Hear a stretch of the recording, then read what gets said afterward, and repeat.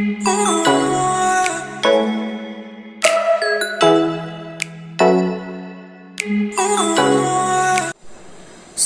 welcome back with the new chapter of history, Socialism in Europe and the Russian Revolution. Okay, we will be starting with this chapter. Okay, and I promise कि after this video you will find this chapter very easy. Okay, मतलब very easy.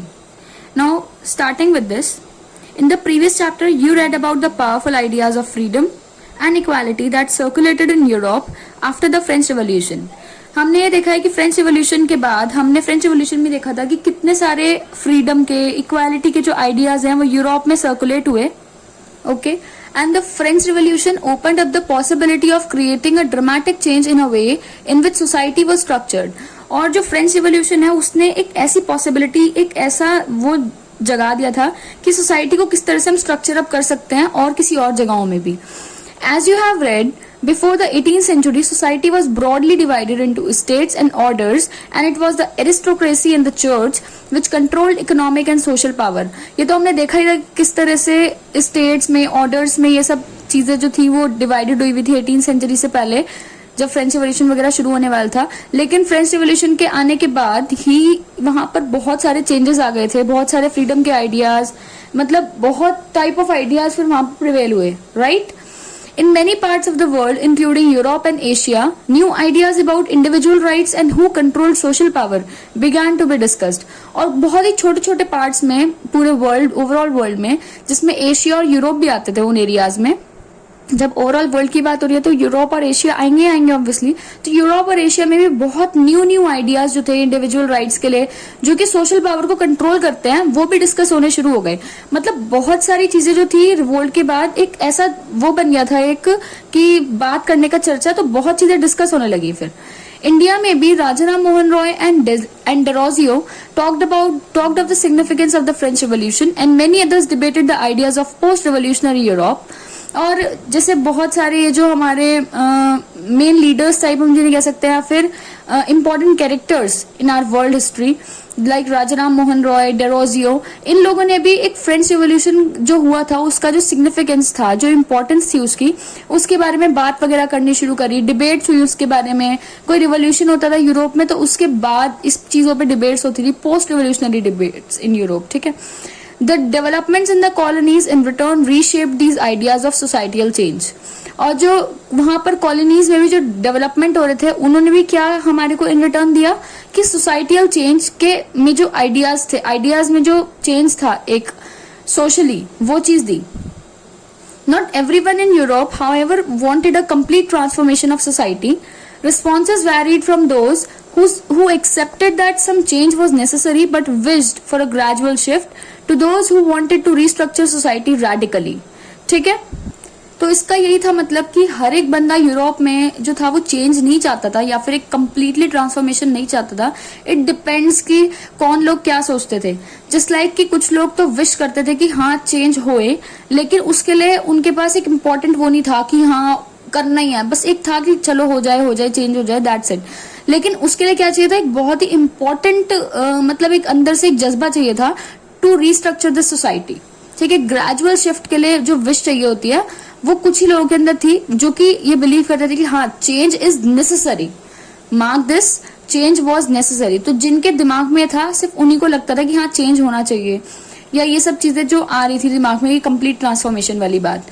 Some were conservatives, other were liberals or radicals. कुछ वहां पर conservatives थे, कुछ liberals थे, कुछ radicals जिसे हम कह सकते हैं. What did these terms really mean in the context of the time? What separated these strands of policies and what linked them together? We must remember that these terms do not mean the same thing in all contexts or all the times. देखो, इन words के कुछ ना कुछ meaning होंगे, like conservatives और जो लिखा हुआ है लिबरल्स या फिर हम कह सकते हैं रेडिकल्स, तो वो हम लोग अभी देखने वाले हैं. ये सब चीजें किस तरह से एक दूसरे से लिंक हैं वो चीज देखेंगे.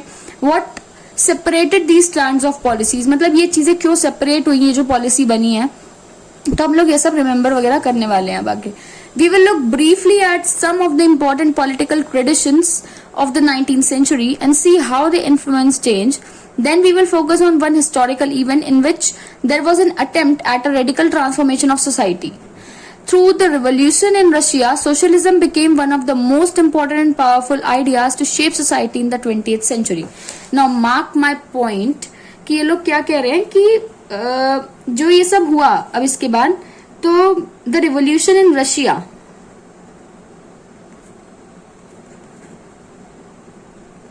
ये क्या बन गया था, एक wait let me turn up my tripod, हाँ, it became most important and significant, मतलब हम कह सकते हैं कि बहुत ही सिग्निफिकेंट एक सोशलिज्म के लिए, एक जो हमें आइडिया के लिए या फिर कुछ भी करने के लिए, एक सोसाइटी को रीस्ट्रक्चर और शेप आउट करने के लिए जो चीज चाहिए थी, तो उस टाइम पे जो ये रिवॉल्यूशन था रशिया में, ये उसके लिए बहुत ही इंपॉर्टेंट चीज बन गया था. ठीक है, आगे देखते हैं. अब आते हैं लिबरल्स, रेडिकल्स एंड कंजर्वेटिव्स. अभी हम लोग बात कर रहे हैं ना कि इन वर्ड्स के बारे में, अब हम ये देखने वाले हैं लिबरल्स, रेडिकल्स, कंजर्वेटिव्स, इनके बारे में देखते हैं एंड बहुत इजी हो जाएगा. अभी देखो फटाफट देखते हैं. One of the groups which looked to change society were the liberals. Liberals wanted a nation which tolerated all religions. देखो liberals, liberal मतलब वर्ड से ही समझ आ रहा है कि लिबर्टी मतलब फ्रीडम. ठीक है, तो वो लोग क्या चाहते थे कि सोसाइटी में चेंज आए, मतलब सोसाइटी हर एक रिलीजन को एक्सेप्ट करे, उसमें डिफरेंसेस ना क्रिएट करे और लिबर्टी दे, फ्रीडम दे.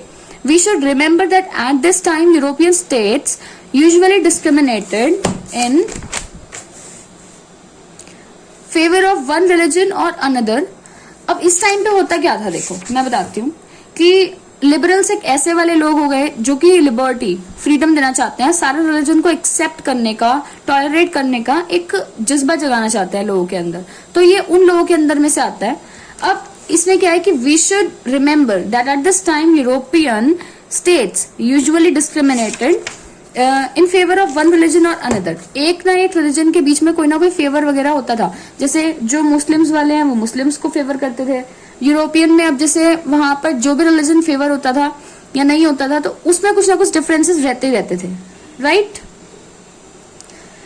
और another, Britain favoured the church of England, Austria and Spain favoured the Catholic church. अब ये कुछ फेवर्ड है कि ब्रिटेन किसको फेवर करता था, चर्च ऑफ इंग्लैंड को, Austria and Spain favoured Catholic church. देखो इस पॉइंट को मार्क करेंगे कि ब्रिटेन जो था किसको फेवर करता था, church of England. You will remember this, इसको मार्क करेंगे. ब्रिटेन किसको फेवर करता था, चर्च ऑफ इंग्लैंड.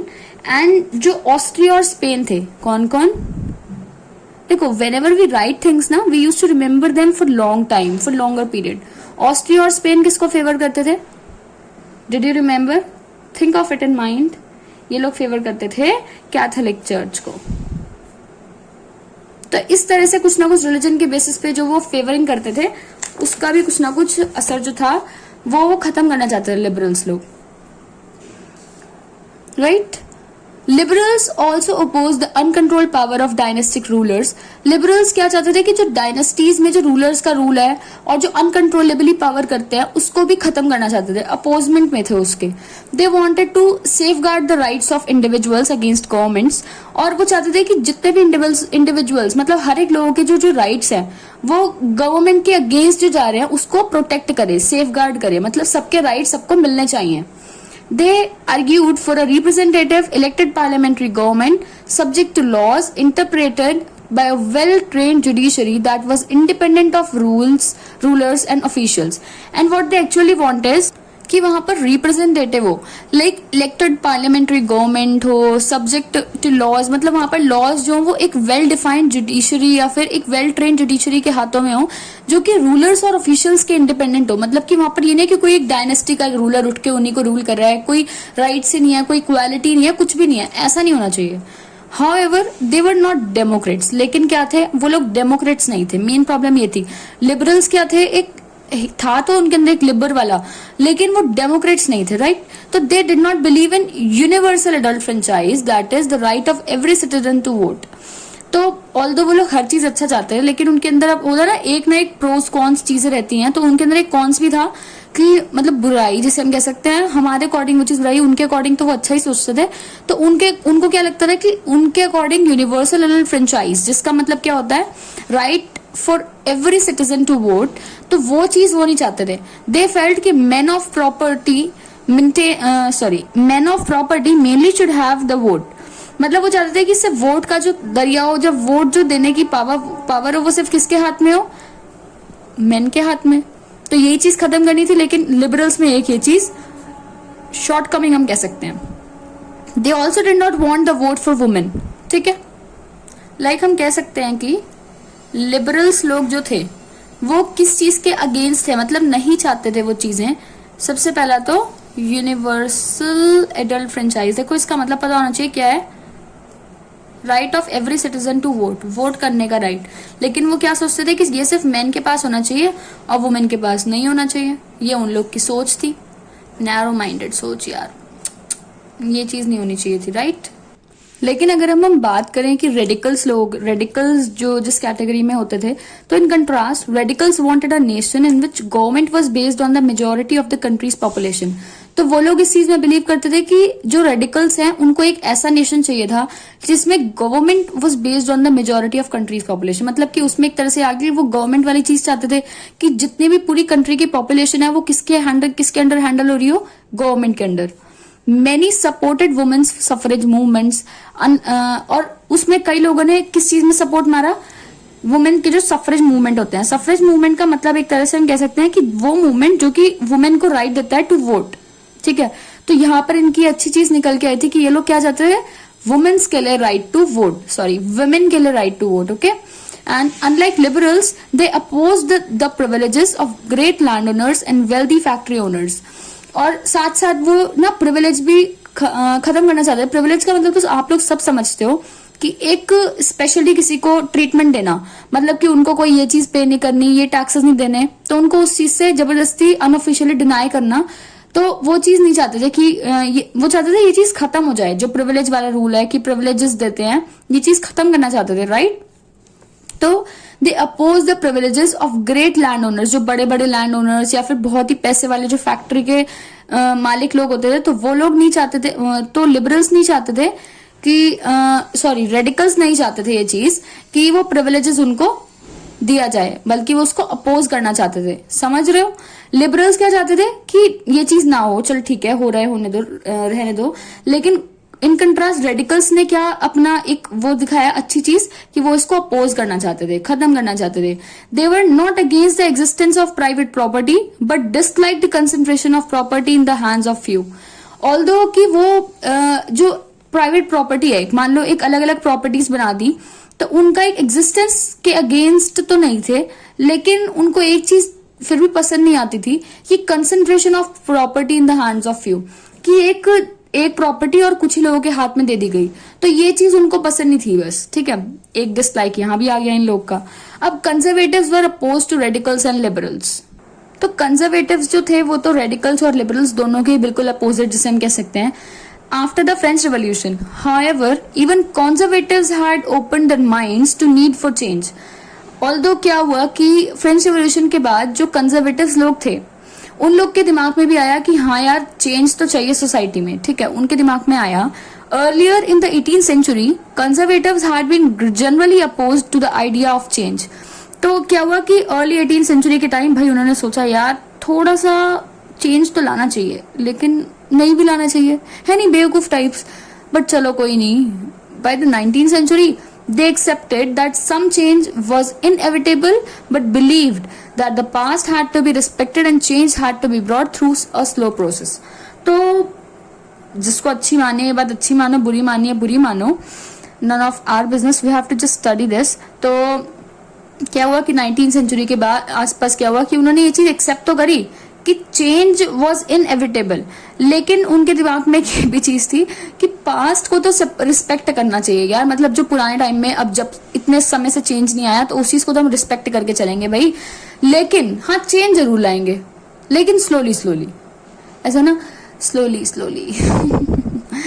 तो सच differing ideas about societal change clashed during the social and political turmoil that followed the French Revolution, and the various attempts at revolution and national transformation in the 19th century helped define both the limits and potential of these political tendencies. तो अब कुछ कुछ चीजें हुई कि जो कुछ कुछ अटेम्प्ट हुए थे रिवोल्यूशन में, नेशनल ट्रांसफॉर्मेशन आया था 19th सेंचुरी में, तो इन चीजों ने कुछ हेल्प करा कि जो पॉलिटिकल टेंडेंसीज की जो पोटेंशियल्स हैं और जो लिमिट्स हैं उनको डिफाइन करने में, उनको बताने में कि हाँ कुछ भी हो सकता है, कुछ भी किसी भी तरह से हम कर सकते हैं, राइट। अब आते हैं यहाँ पर कि industrial society and societal change. अब ये था क्या? सो इसमें क्या है कि these political trends were science of a new time. अब क्या हुआ कि जिस तरह से पॉलिटिकली जो ट्रेंडिंग हो रहा था यार, हैशटैग ट्रेंडिंग वाली चीज, कमेंट्स में लिखो हैशटैग ट्रेंडिंग। चलो थोड़ा सा फन हो जाता है और क्या, नहीं तो सोशल साइंस को स्टडी करना ऐसा बच्चे समझते हैं is too boring, but it's not, although I enjoy it. So write hashtag trending. So it was a time of profound social and economic changes. एक क्या है कि अब इस टाइम पे सोशल और इकोनॉमिक चेंजेस एक बहुत ही उड़ के आ रहे थे, जैसे हम कह सकते हैं। It was a time when new cities came up and new industrialised regions developed, railways expanded and the industrial revolution occurred. कितना सब कुछ हो गया ना यार, एकदम एकदम समझ भी नहीं आ रहा। देखो आराम से क्या हुआ। सबसे पहले तो न्यू सिटीज जो थी वो उभर के आ गई यार, बड़े बड़े सिटीज बन गए। ऐसा हो गया कि शहर वाले लोग शहर बन गए, ये हो गया वो हो गया। न्यू इंडस्ट्रियलाइज्ड रीजन्स डेवलप्ड, नए नए इंडस्ट्रियलाइज्ड रीजन्स डेवलप हो गए, रेलवेज बनने लगी, और कहीं कहीं जब वो छोटी छोटी जगह जाती थी लेकिन अब वो और ज्यादा एक्सपैंड होने लगी वो चीज। And the industrial revolution occurred. Mark this point, क्या क्या चेंजेस आए थे। Industrialization brought men, women and children to factories. अब क्या हुआ, इंडस्ट्रियलाइजेशन जब हो रहा है तो इंडस्ट्रीज में लोगों को काम करने के लिए जगह चाहिए होगी, वहां पर लोग भी चाहिए होंगे कि इंडस्ट्रीज को हैंडल अप कर सके। तो फिर क्या हुआ कि मेन वुमेन और जो बच्चे थे उनको भी फैक्ट्रीज की तरफ फिर खिंचाव सा महसूस हुआ कि नहीं हम वहां जाके काम करेंगे या कुछ ना कुछ तो मिलेगा। लेकिन वर्क आवर्स ऑफन लॉन्ग, वो अब क्या होता था, काम तो उन्हें ज्यादा देर के लिए करना पड़ता था लेकिन वेजेस वर पुअर। वो तो अभी भी चल रहा है यार, फ्रेंच रेवोल्यूशन से चलता आ रहा है कि वेजेस वर पुअर, हैशटैग वेजेस वर पुअर, ठीक है। Unemployment was common particularly during times of low demand for industrial goods. हुआ क्या कि अनएम्प्लॉयमेंट जो था वो कॉमन चीज थी। मतलब कि अगर एक कंपनी में, अनएम्प्लॉयमेंट का मतलब है कि अगर एक जगह पर 10 लोग आराम से काम करके उस चीज को खत्म कर सकते हैं तो वहां पर 20-20 लोग लगे हुए हैं। अनएम्प्लॉयमेंट, जब जरूरत ही नहीं है इतने लोगों की तो क्यों लगा रखा है, अनएम्प्लॉयमेंट कर रखा है। तो ये चीज बहुत कॉमन थी particularly during the times of low demand for industrial goods, ठीक है। Housing and sanitation were problem since towns were growing rapidly. और ये चीजें तो शुरुआत से थी कि घरों की कमी, सैनिटेशन की कमी, तो ये चीजें शुरुआत से थी जब से टाउन्स वर ग्रोइंग रैपिडली, ठीक है। Liberals and radicals search for solution to these issues. लेकिन उनके दिमाग में कुछ कुछ था कि नहीं इनका कुछ तो सोल्यूशन निकालना पड़ेगा, राइट।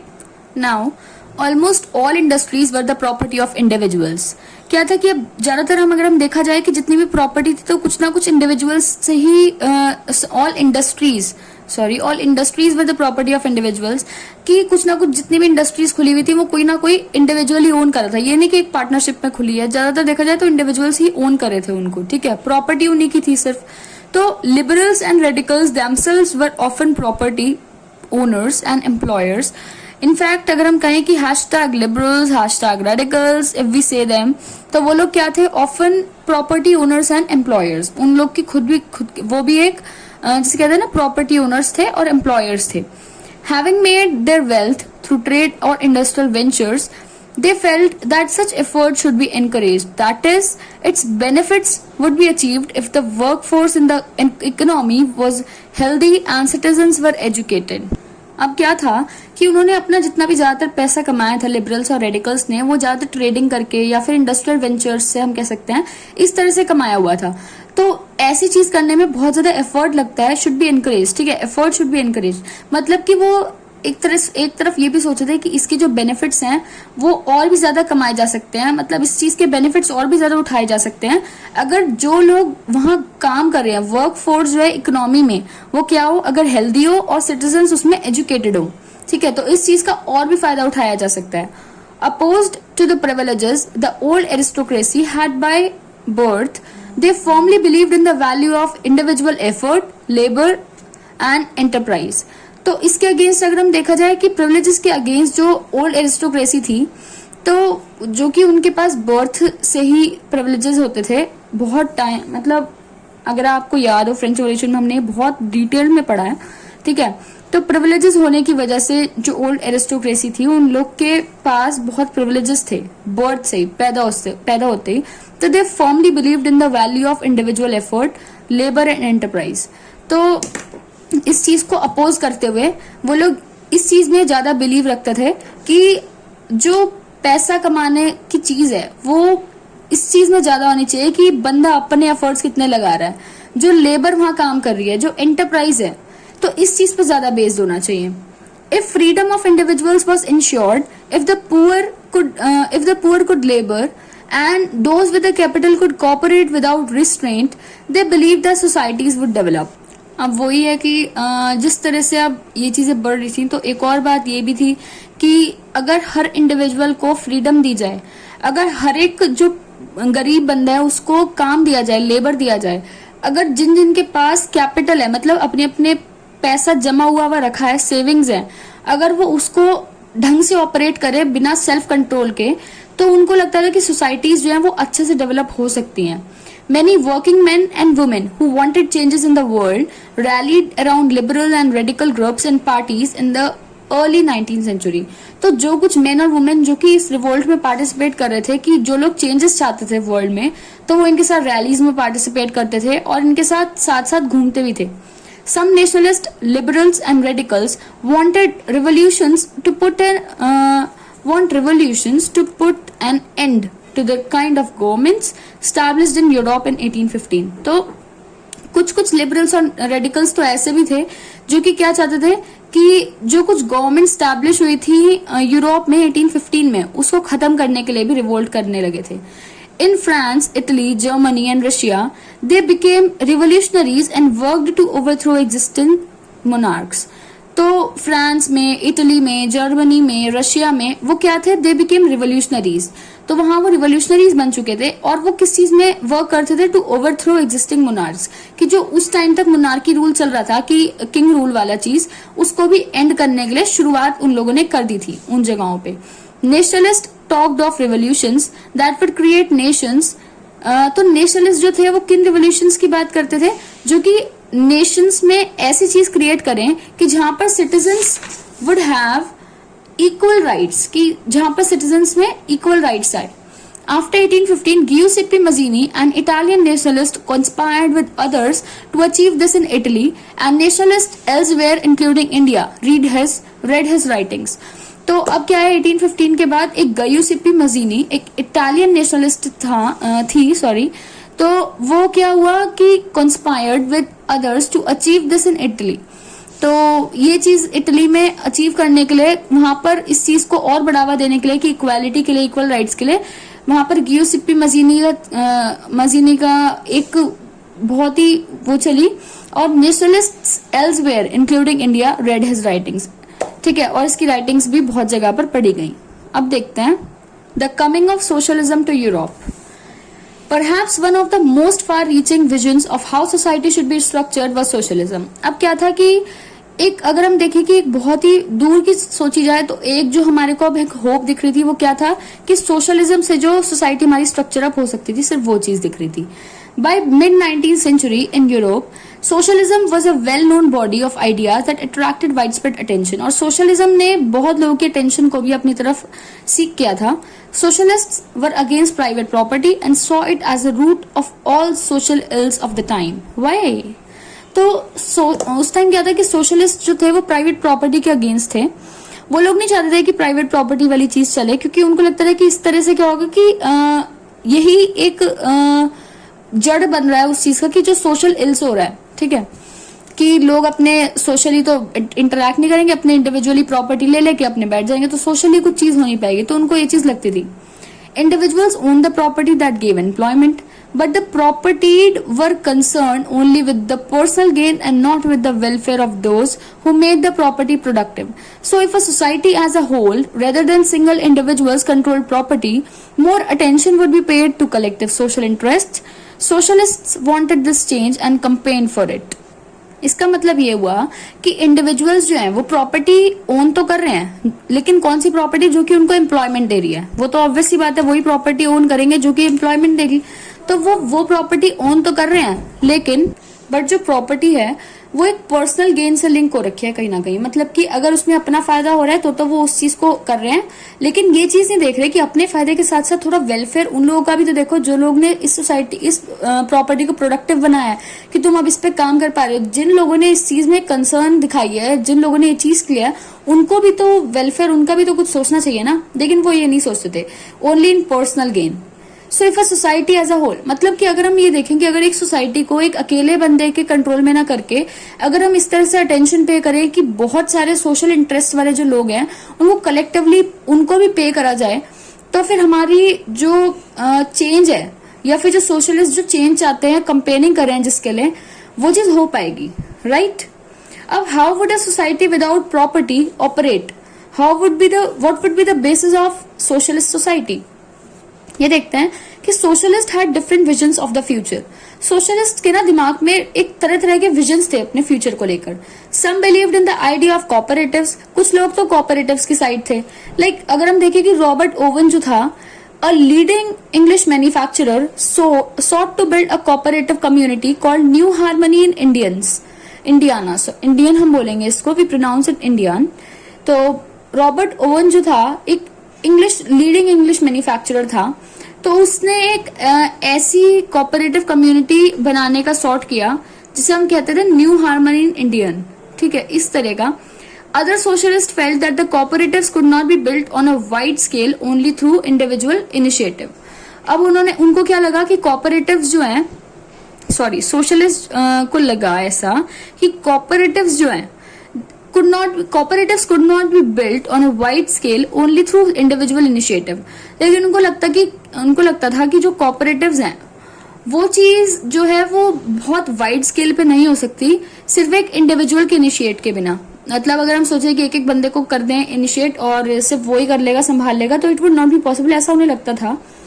तो they demanded that governments encourage cooperatives. तो उनको एक चीज लगी कि जो चीज आनी चाहिए कि गवर्नमेंट जो है, दे डिमांडेड कि गवर्नमेंट जो है कोऑपरेटिव्स को एनकरेज करे, ठीक है।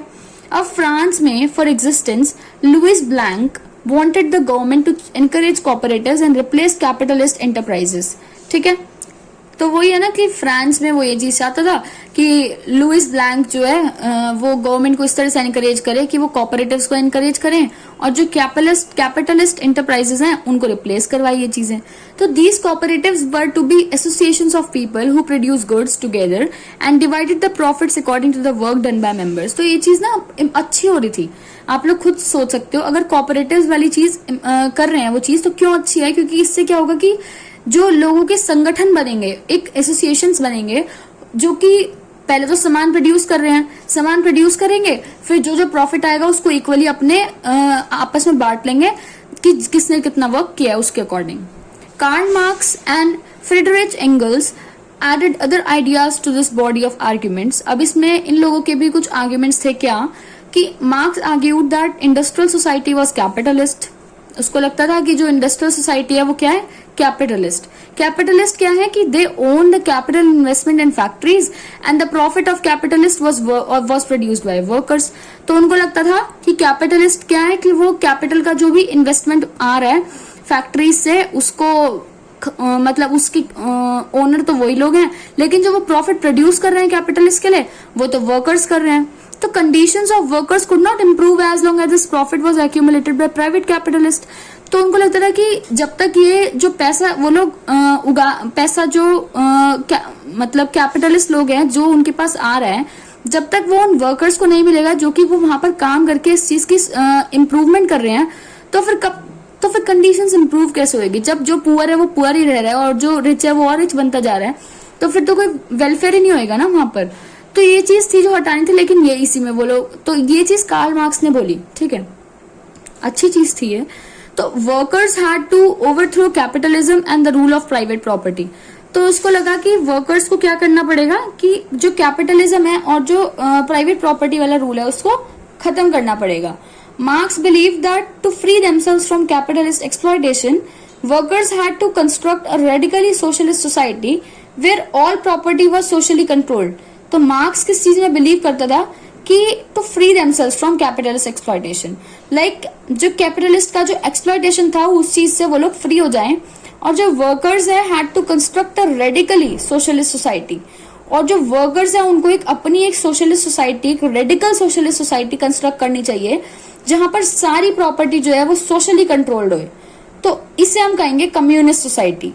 And he was convinced that workers would triumph in the conflict with capitalist, और communist society was the natural society of the future. तो उसको ये बिलीव था कि जो कम्युनिस्ट सोसाइटी आने वाली है वही एक असली सोसाइटी बनेगी फ्यूचर की। ठीक है, अब यहाँ क्या आता है, सपोर्ट फॉर सोशलिज्म। हुआ क्या कि by the 1870s socialist ideas spread through Europe. 1870s के आते आते जो सोशलिस्ट के आइडियाज थे वो यूरोप में बहुत तेजी से फैलने लगे। To coordinate their efforts socialist form an international body namely the second international. तो उनके जो आइडियाज थे या फिर जो एफर्ट्स थे उसके साथ कोऑर्डिनेट अप करने के लिए सोशलिस्ट ने क्या बनाई, बहुत ही इंटरनेशनल लेवल पे बॉडी बनाई जिसका नाम था second international. Workers in England and Germany began forming associations to fight for better living and working conditions. अब जो इंग्लैंड और जर्मनी के वर्कर्स लोग थे उन्होंने क्या शुरू कर दिया कि एसोसिएशंस, एक कुछ एसोसिएशंस बनाने शुरू कर दिए जिससे कि वो एक अच्छी अपनी बेटर लिविंग के लिए और वर्किंग कंडीशंस के लिए, मतलब उन चीजों को इम्प्रूव करने के लिए कि जैसे जैसे वो काम कर रहे हैं, जहां जिस जगह काम कर रहे हैं वो चीज इम्प्रूव हो सके, जहां वो रह रहे हैं वो जगह इम्प्रूव कर सके, बेटर कर सके। They set up funds to help members in times of distress and demanded a reduction of working hours and the right to vote. तब उन्होंने क्या किया, जो ये फंड सेटअप करे थे उसमें क्या डिमांड किया कि जब भी उनका बुरा वक्त आएगा या फिर जब भी उनको जरूरत होगी तो वो मेंबर्स एक दूसरे को हेल्प करेंगे। और उन्होंने क्या करा कि जो काम करने का जो घंटे हैं उनको कम करा जाए, वर्किंग आवर्स को रिड्यूस करा जाए, और राइट टू वोट जो है वो अनेबल करा जाए, मतलब हर बंदा राइट टू वोट कर सकता है। ठीक है, लाइक अगर हम देखें in Germany these associations worked closely with the social democratic party. Germany में जो ये एसोसिएशंस थे वो कैसे वर्क करते थे, closely with the social democratic party, SPD, बहुत सुना होगा इसका नाम। If you are a history champ then you would have heard this name for sure. Germany में क्या हुआ कि जो एसोसिएशंस जो क्लोजली वर्कआउट कर रहे थे सोशल डेमोक्रेटिक पार्टी के साथ, and helped it when parliamentary seats, तो उन्होंने इसको क्या पार्लियामेंट्री सीट्स जिताने में भी हेल्प की। By 1905 socialist and trade unionist formed a labour party in Britain and socialist party in France. और 1905, अभी तो 1870s की बात चल रही थी, अब 1905 भी आ गया। बताओ अब क्या हुआ कि सोशलिस्ट ने और ट्रेड यूनियनिस्ट ने एक क्या फॉर्म की, लेबर पार्टी। ये बहुत फेमस है लेबर पार्टी, तो very famous. Labour party form की ब्रिटेन में और एक सोशलिस्ट पार्टी फॉर्म की फ्रांस में। ब्रिटेन में कौन सी की, लेबर पार्टी, फ्रांस में कौन सी की, सोशलिस्ट पार्टी। हाउएवर 1914 के आते आते सोशलिस्ट जो थे never succeeded in forming a government in Europe. लेकिन इतने एफर्ट करने के बाद भी जो सोशलिस्ट लोग थे वो कभी अपनी गवर्नमेंट बनाने में सक्सेसफुल नहीं हो पाए अब तक भी। So represented by strong figures in parliamentary politics, their ideas did shape legislation, but governments continued to be run by conservatives, liberals and radicals. Although जो socialist लोग थे उन लोगों ने अपनी पार्लियामेंट्री में जो पार्लियामेंट्री पॉलिटिक्स में अपनी लेजिस्लेशन तो फॉर्म करने में थोड़ा थोड़ा वो कर लिया था, लेकिन जब अब तक भी जो गवर्नमेंट थी वो कौन रन करते थे, कंजर्वेटिव्स, लिबरल्स और radicals.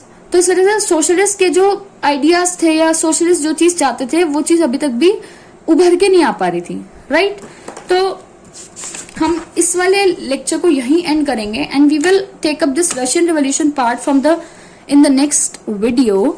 So until then if you have any of suggestions या फिर any of upgradation you want तो यू कैन कमेंट डाउन, और बाकी अगर इसमें कोई भी डाउट हो, any doubt, you can comment down, comment करो and I will reply to that, I for sure reply. Okay, कोई भी डाउट हो या फिर कोई भी पार्ट दोबारा समझाना हो, I will post a separate video for that, but you have to comment down, then only I would get to know. Okay, so until then study very very very hard and with craziness. All the very best guys.